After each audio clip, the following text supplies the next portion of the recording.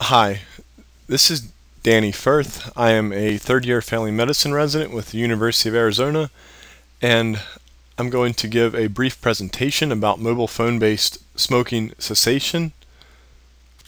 As we all know, smoking continues to be a widespread problem. 20.8% of Americans continue to smoke. It directly results in 167 billion in annual health-related economic loss, and it is still the leading cause of preventable death in the United States. There are a few different traditional treatment options, of which we're probably familiar with all of them. There's the medications that includes Zyban, generic is bupropion, or there's also Chantix. There's nicotine replacement in the form of patches, lozenges, even inhalers. And then there's all different types of counseling or physician advice. This can be either telephone or group.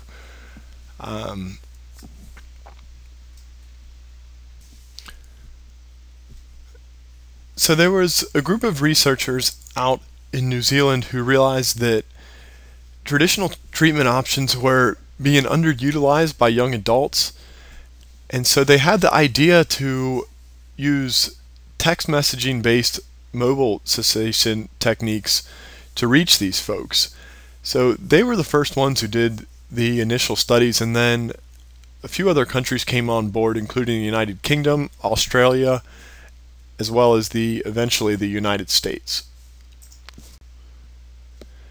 So there are some differences between the various programs, but in general, this is how they tend to work. So the smoker signs up for the service either directly from their cell phone by sending a text message to a certain number, or they go on a website to sign up. During that process, they're asked for some basic demographic information that includes their gender, usually, their quit date, their reasons for wanting to quit, and then after they're done giving all that information, they start to receive a series of personalized text messages. So these studies first started in 2005, and there's been more and more studies done, and they've become a lot higher quality. So the original Cochrane review that looked into the effectiveness about mobile phone-based interventions showed that it was effective, but for short-term results only, meaning 6-week results, and that there was not enough data to really say anything about the long term. And then recently in November, Cochrane actually looked at a bunch of new studies that just came out, and they came to the conclusion that mobile phone-based interventions were effective on long-term outcomes, and specifically what they were looking at was 6-month smoking cessation rates, and it was actually a meta-analysis of about 9,000 patients, and it included a total of 5 studies. So there was obviously some minor differences between the 5 studies that the Cochrane review looked at, but in general, they all recruited a group of smokers. They randomized them to a control group and to an intervention group. And what the control group usually got was just a generic text message every 2 weeks. Some of them would just mention thanking them for their participation in the study. Sometimes they would send generic health-related messages. And then what the intervention group would get is, after they had set their quit date and they had collected their demographic information, they would get a series of text messages. Typically in the beginning, they would receive 4 or 5 text messages daily, and then this would decrease over time. And many of these text messages were also interactive, so you could answer a question. Like, as you can see on the screen here, you could say, they would ask you, how often you smoke, and then a few days into it, they would ask you if you've had any relapses, and if you said yes, you would get a different series of messages. And then at the end of the study, they compared the results. And as I mentioned before, it was typically a 6-month cutoff. There are a few limitations of the current evidence. One is the generalizability, is that this Cochrane review is based on 5 studies, all of which were done from outside of the United States.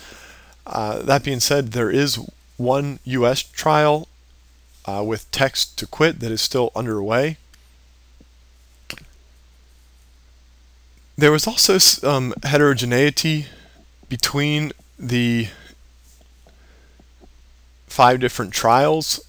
This table is a little bit confusing, but what it is measuring is 6-month smoking cessation rates, and it's doing this in terms of relative risk. So it's actually the relative risk of quitting smoking.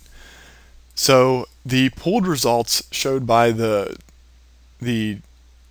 diamond shape on the bottom shows that they were 1.7 times more likely to not be smoking at 6 months compared to the control group. And then 3 out of 5 of the groups showed a positive result, and then 2 out of the 5 groups showed a negative result. So what do you do with this information? Well, in the United States, there's 2 programs out there. There's one called Smoke-Free Text, and then there's one called Text to Quit. And I'm going to briefly talk about each one. So Smoke-Free Text is a completely free service. It's easy to sign up. You can sign up either on their website, or you can sign up directly from your cell phone by sending a text message. It is evidence-based. It's a public program. It's run by the National Cancer Institute, actually in conjunction with the Department of Health and Human Services. The other program is called Text to Quit. It is currently a free service.